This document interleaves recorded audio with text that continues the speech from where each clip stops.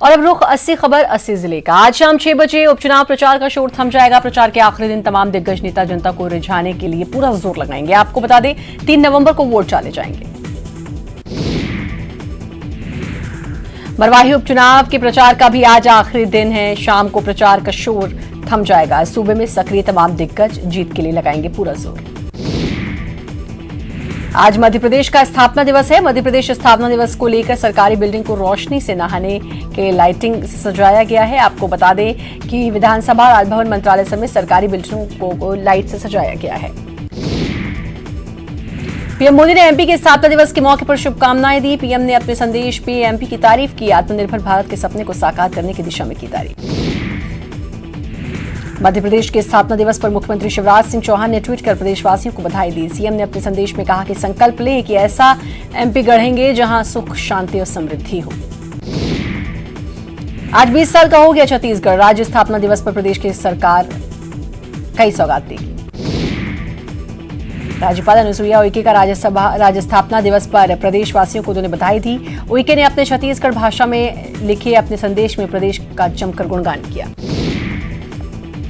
छत्तीसगढ़ राज्य स्थापना दिवस पर किसानों को सरकार की सौगात। आज सरकार प्रदेश के 18,38,000 किसानों को देगी किसान न्याय योजना की तीसरी किश्त का भुगतान। योजना के तहत किसानों के खाते में 1500 करोड़ रुपए डाले जाएंगे।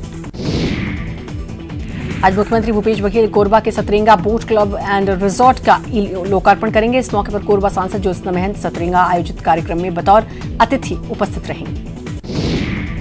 छत्तीसगढ़ राज्य स्थापना दिवस के मौके पर इस बार राजधानी वासियों को कई प्रोजेक्ट्स की सौगात मिलने वाली है। आज मुख्यमंत्री इन तमाम प्रोजेक्ट्स का लोकार्पण करेंगे। रायपुर स्मार्ट सिटी द्वारा तैयार किए गए इस प्रोजेक्ट में बूढ़ा तालाब सौंदर्यीकरण, जवाहर मार्केट, अंतर्राज्यीय bus stand, multi level parking, कोतवाली बिल्डिंग, जय स्तंभ चौक सौंदर्यीकरण शामिल है। राज्य अलंकरण पुरस्कार 2020 की घोषणा कर दी गई है। संस्कृति मंत्री अमरजीत भगत ने घोषणा की। बताया गया कि 24 नागरिक और संस्थाओं को राज्य स्थापना दिवस पर राज्य अलंकरण पुरस्कार 2020 दिया जाएगा। न्यूज 18 की रिपोर्टर ममता लांजेवार को भी राज्य अलंकरण पुरस्कार से नवाजा जाएगा। करारा से भाजपा प्रत्याशी जसवंत जाटव की उस समय जुबान फिसल गई जब वे अपने जनसंपर्क के दौरान एक नुक्कड़ सभा को संबोधित कर रहे थे। जसवंत जाटव ने अपने संबोधन के दौरान ज्योतिरादित्य सिंधिया के साथ साथ कमलनाथ को भी विकास का मसीहा बता दिया। ग्वालियर के डबरा में ज्योतिरादित्य सिंधिया की चुनावी सभा के दौरान जुबान फिसल गई और कांग्रेस को वोट देने की अपील कर दी। हालांकि उन्होंने तुरंत खुद को संभाला और कहा कि कमल का बटन दबाएं। आपको बता दें वे इमरती देवी का समर्थन में प्रचार कर रहे थे। उपचुनाव प्रचार के आखिरी दिन बीएसपी सुप्रीमो मायावती ने जनता से बीएसपी को वोट देने की अपील की। मायावती ने ट्वीट कर कहा, आज के बाद सभी का ध्यान 3 नवंबर पर केंद्रित है। 27 अक्टूबर को मध्य प्रदेश के जौरा मुरैना में एक सार्वजनिक रैली को संबोधित करते हुए शिवराज सिंह चौहान के खिलाफ अपमानजनक भाषा का इस्तेमाल करने को लेकर चुनाव आयोग ने 48 घंटे के भीतर कांग्रेस नेता आचार्य प्रमोद कृष्णम से स्पष्टीकरण मांगा। चुनाव आयोग ने बीजेपी नेता इमरती देवी के सार्वजनिक सभाओं, सार्वजनिक जुलूसों, सार्वजनिक रैलियों, रोड शो और साक्षात्कारों पर एक दिन के लिए रोक लगा दी है। चुनाव आयोग ने आदर्श आचार संहिता का उल्लंघन को लेकर 1 नवंबर को सार्वजनिक सभाओं पर रोक लगाई है। इंदौर में बीजेपी कांग्रेस कार्यकर्ताओं के बीच विवाद हो गया। आरोप है कि कांग्रेस कार्यकर्ताओं ने बीजेपी कार्यकर्ताओं के साथ मारपीट की, जिसके बाद बीजेपी नेताओं ने थाने का घेराव किया।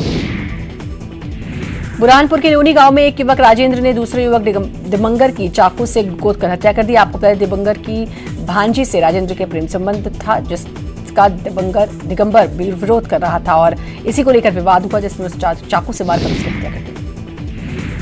भाजपा के राष्ट्रीय महासचिव कैलाश विजयवर्गीय खंडवा के मधानता दौरे पर रहे। यहां उन्होंने नुक्कड़ सभा को संबोधित किया। विजयवर्गीय ने दिग्विजय सिंह के 10 नवंबर को दिवाली मनाने के बयान को लेकर तंज कसते हुए कहा कि इस उम्र में ठीक से नींद नहीं आती, इसलिए दिन में सोते हुए वे सपने देख रहे हैं। छतरपुर पुलिस ने चेकिंग के दौरान एक युवक से 26,50,000 रुपए कैश जब्त किए। युवक को हिरासत में लिया गया। सिवनी पेंच टाइगर रिजर्व में शनिवार की शाम पर्यटकों ने मांद से झांकते हुए एक तेंदुए के शावक के दीदार किए। दरअसल बाघ के शावकों के दीदार आसानी से हो जाते हैं, लेकिन तेंदुए के शावकों के दीदार बड़े ही संयोग से होते हैं। अब इस तेंदुए शावक की क्यूटनेस का वीडियो सोशल मीडिया पर वायरल हो रहा है। इंदौर में नवंबर का महीना शुरू होते ही ठंड धीरे धीरे अपना असर दिखाने लगी है। रात न्यूनतम तापमान 15 डिग्री रिकॉर्ड किया गया, जो सामान्य से 1.5 डिग्री कम है। अक्टूबर में न्यूनतम तापमान का स्तर 15.8 डिग्री रहा, जो दिवाली आते आते 12 डिग्री तक पहुंचने की उम्मीद है। इंदौर में कोविड संक्रमितों की संख्या में लगातार कमी बरकरार है। कई महीनों बाद कोरोना पॉजिटिव मरीजों का आंकड़ा 100 के नीचे पहुंचा है। पिछले 24 घंटे में 77 नए मरीज पॉजिटिव पाए गए हैं। इससे पहले 28 जुलाई को इंदौर में 74 संक्रमित मिले थे। इंदौर शहर में ट्रैफिक व्यवस्था सुधारने के लिए लगातार प्रयास किए जा रहे हैं। साथ ही ट्रैफिक नियमों का उल्लंघन करने वालों के खिलाफ चालानी कार्रवाई भी की जा रही है। यातायात डीएसपी उमाकांत चौधरी ने बताया कि 1 से 30 अक्टूबर तक विभाग ने 28,03,250 रुपए वसूले। राजधानी रायपुर के डीडी नगर थाना इलाके में चल रहे हुक्का बार पर पुलिस ने छापा मारा है, जहां से एक शख्स को गिरफ्तार किया गया। यह हुक्का बार एक कैफे में चल रहा था। रायपुर के महावीर नगर साईं मंदिर के ठीक सामने की 2 दुकानों में आग लग गई और देखते ही देखते एक बैंड पार्टी और एक सब्जी व्यापारी की दुकान पूरी तरह जलकर खाक हो गई। महासमुंद में पीएनबी बैंक में आग लग गई। आग से 2 कैश काउंटिंग मशीन जलकर खाक हो गई। गनीमत रही कि कोई जनहानि नहीं हुई। कवर्धा में कोरोना की रफ्तार थमने का नाम नहीं ले रही। प्रतिदिन मरीजों की संख्या में बढ़ोतरी हो रही है। फिर जिले में कोरोना के 58 नए मामले सामने आए हैं, जिससे जिले में कुल कोरोना संक्रमितों की संख्या 3,868 हो गई है। प्रदेश कांग्रेस कमेटी के आह्वान पर महासमुंद में कांग्रेस का 1 दिवसीय सत्याग्रह प्रदर्शन रहा। जिला मुख्यालय में कांग्रेसियों ने सत्याग्रह का आयोजन किया, जिसमें जिले भर के कांग्रेसी नेता शामिल हुए। इस दौरान सभी ने केंद्र सरकार के खिलाफ आक्रोश जताते हुए केंद्र के पारित कृषि बिल का विरोध जताया। मुंगेली जिले में शनिवार को मिले कोरोना के 47 नए मरीज। जिले में कुल मरीजों की संख्या बढ़कर हुई 2,838। एक्टिव मरीजों की संख्या 331। अब तक 17 मरीजों की कोरोना से मौत। छत्तीसगढ़ में कोरोना से होने वाली मौतों के आंकड़े अब बेकाबू होते नजर आ रहे हैं। महीने भर में आंकड़ा लगभग दोगुना हो गया और मौत का आंकड़ा 2038 तक पहुंच गया, जबकि 2 अक्टूबर को यह आंकड़ा 1002 था। जांजगीर चांपा के पिसौद में एक ट्रक की चपेट में आने से 3 बच्चे ट्रक की चपेट में आ गए। तीनों बच्चों को अस्पताल में भर्ती कराया गया, जिसमें एक बच्चे की हालत नाजुक है। नाजुक हालत होने के कारण उस बच्चे को सिम्स रेफर कर दिया गया। वहीं हादसे के बाद मौके पर तनाव हो गया। गुस्साई भीड़ ने तोड़फोड़ की। सुकमा में सीआरपीएफ जवान ने ड्यूटी के दौरान सर्विस राइफल से खुद को गोली मारकर आत्महत्या कर ली, जिसके बाद बटालियन हेडक्वार्टर में अफरा तफरी मच गई। मृतक जवान कमला कांता ओडिशा के झारसगुड़ा का रहने वाला था। कवर्धा पुलिस को गांजे की बड़ी खेप पकड़ने में सफलता मिली है। 3 आरोपी को चिल्फी पुलिस ने 4 क्विंटल 55 किलो गांजे के साथ गिरफ्तार किया। दुर्ग में अवैध कब्जे को लेकर प्रशासन सख्त हो गया। प्रशासन की टीम अवैध अतिक्रमण हटाने पहुंची। इस दौरान पुलिस और नगर निगम की टीम को भारी विरोध का सामना करना पड़ा। लोगों ने अतिक्रमण हटाने के दौरान पथराव कर दिया। राजधानी रायपुर में पिछले कुछ दिनों से अपराध की ग्राफ में लगातार बढ़ोतरी देखने को मिल रही है। आए दिन राजधानी की सड़कों पर कोई न कोई वारदात हो रही है। इसी कड़ी में रायपुर में 50 साल के एक शख्स की हत्या कर दी गई। रायपुर के कलेक्ट्रेट गार्डन के पास इस शख्स की हत्या की गई।